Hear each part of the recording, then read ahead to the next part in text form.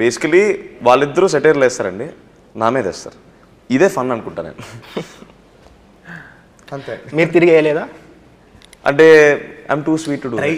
Try చేస్తాడు, work out కావు. అట్లేం లేదు. యాక్చువల్లీ అంటే ఎంతైనా కొంచెం వయసులో పెద్దవారు, పూజ్యులు, అలాంటి జోక్ లేకూడదు. పూజలు. గోవా వెళ్ళారా మీరు ముగ్గురు? సపరేట్ పర్సనల్గా వెళ్ళారా? ఏదైనా క్రేజీ ఎక్స్పీరియన్స్ ఉందా మీకు గోవాలో? లేదండి, నేను అంత వైల్డ్ కాదు. రియల్ లైఫ్లో అంత వైల్డ్ అయితే కాదు నేను. అంటే క్రేజీ ఎక్స్పీరియన్స్ అంటే మ్యాడ్ స్క్వేర్ సెట్లోనే ఉందండి. గోవాలో కన్నా ఎక్కువ నార్మల్గా గోవానే అని కాదు, లైక్ ఎక్కడికైనా ట్రావెల్ చేసినప్పుడు మీకు ఏదైనా క్రేజీ ఎక్స్పీరియన్స్ ఎదురైందా? ఇప్పుడు ఎలాగైతే మ్యాడ్ ప్లాట్ లైన్ అదే కదా కొంచెం, అలాంటి ఎక్స్పీరియన్స్ అంటే క్రైమ్ అనే కాదు, నార్మల్గా ఏదో ఒక చిన్న గొడవ లాంటిది కానీ. అబ్బాయి నేను గొడవలకు చాలా దూరంగా ఉంటాను. సో ఉందండి, నాకైతే ఒకటి ఉంది. నేను పుట్టి పెరిగింది వైజాగ్లో. సో బీటెక్ థర్డ్ ఇయర్లో మేము బైక్ మీద ఒక 250 కిలోమీటర్స్ ఎంతో డిస్టెన్స్ ఉంటుంది. ఒడిస్సాలో డియోమలి అని ఒక చిన్న మౌంటైన్ ఉంటుంది అనమాట, హిల్ స్టేషన్ లాంటిది. అది వెళ్ళాలంటే ఘాట్ రోడ్ అది ఉండి మొత్తం బురదలున్న రోడ్డు వెళ్ళాల్సి వచ్చింది ఒకసారి. అటు తప్పిపోయి ఎటో వెళ్ళిపోయాం. సో అక్కడ చాలామంది వెళ్ళాము, ఒక 5-6 మెంబర్స్ బైక్. చెప్పాడు ముందు నాకు చెప్పాడు. సో అక్కడికి వెళ్ళిన తర్వాత మేము అక్కడ లోకల్స్కి తెలుగు రాదు, మాకా ఒడియా రాదు. వాళ్ళు ఏదో మాట్లాడుతున్నారు, మేము ఏదో మాట్లాడుతున్నారు. మేము వాళ్ళు ఏదో తీసుకోవడానికి వచ్చాం అన్నట్టు వాళ్ళు మీదకి రాబోతున్నారు అనమాట. మాకు పడిపోయింది అప్పుడు.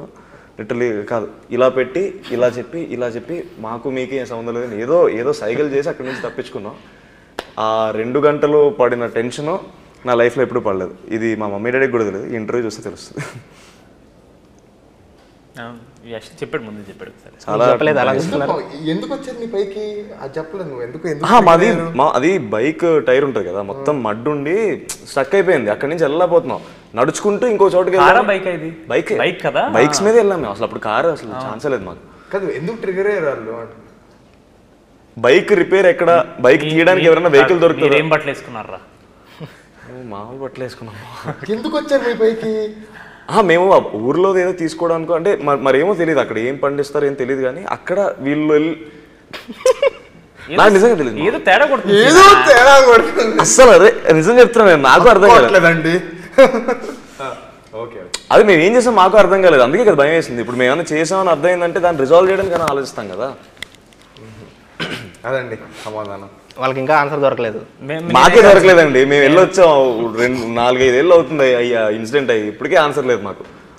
మీరు జూనియర్ ఎన్టీఆర్ గారు బామర్ది, ఆయన ఫస్ట్ ఫిల్మ్కి కొంచెం సపోర్ట్ చేశారు, కానీ తర్వాత వచ్చే ఫిల్మ్స్ అన్నీ మీరే చూస్ చేసుకోవాలి, మీరే చేసుకోవాలి. కాకపోతే కామెంట్స్ ఏంటంటే కొన్ని కామెంట్స్ జూనియర్ ఎన్టీఆర్ సపోర్ట్ ఉందిలే, ఉంటాడులే అనేది.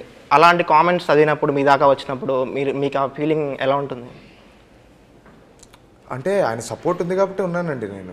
సో నాకు ఎవరైనా అలా కమెంట్ పెట్టినా ఐ ఫీల్ వాళ్ళు కరెక్టే అన్నారు. I want to add on to something with this sir. అంటే మనోడు ఒకటికే కాదు సార్, మా ఇద్దరికి కూడా అదే సపోర్ట్ ఉంది కదా సార్. మ్యాడ్ 1ని సపోర్ట్ చేసిన నేను తారక్ గారే, దాంట్లో మీ ఇద్దరం కూడా లీడ్గానే చేశాం కదా.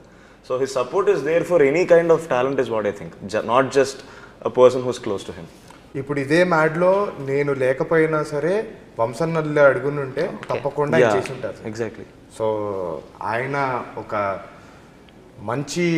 సినిమా వస్తుంది, దాన్ని జనాల్లోకి తీసుకెళ్ళాలి అంటే ఆయన తప్పకుండా ముందు నుంచి ఉంటారు.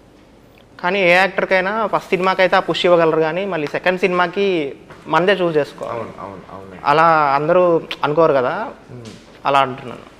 లేదండి, మ్యాట్ తర్వాత కూడా సక్సెస్కి కూడా ఆయన కలిసి మాకందరికి బొకేలు ఇచ్చి అవన్నీ చేశారు కూడా. సో ఎప్పటికప్పుడు ఆయన సపోర్ట్ నాకు ఉంది. ఆయన ఎప్పటికప్పుడు నేను ఏం చేస్తున్నాను, ఏ కథలు వింటున్నాను అన్నీ తెలుసుకుంటూ ఉంటారు. సో వాళ్ళ నా సపోర్ట్ లేదనేది మాత్రం అలా ఏం లేదు.